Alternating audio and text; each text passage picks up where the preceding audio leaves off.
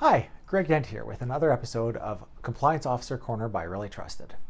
Today's topic is fraud and how we can help your brokerage immediately with 3 simple ideas. The first tool I want to mention to you is what we call audit mode.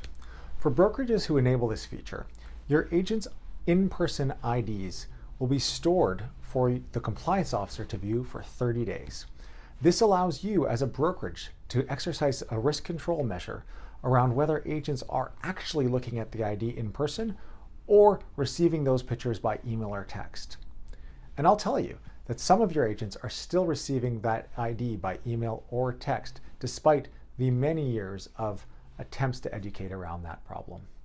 Obviously, the big problem is that fraudsters are also aware of this and have taken to emailing or texting a picture of their ID, and realtors have chosen to accept this, overlooking the FINTRAC rules, overlooking the privacy considerations that they ought to consider, and are putting your brokerage at risk of being the next headline for fraud.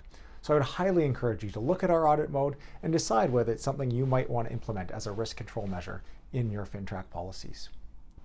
The second tool I want to mention is Remote FINTRAC. This is a tool that most of your agents already have access to if you're set up on our system.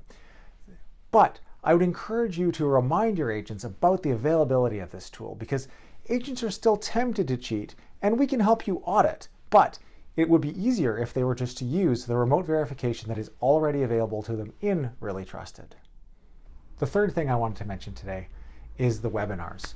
We're going to be hosting a couple of webinars in the next few weeks titled Preventing Fraud in Your Practice.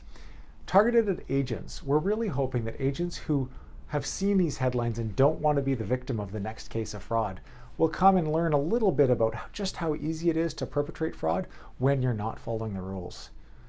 Thanks very much for watching. If you have any questions, don't hesitate to reach out at the email or phone number on the screen. Take care.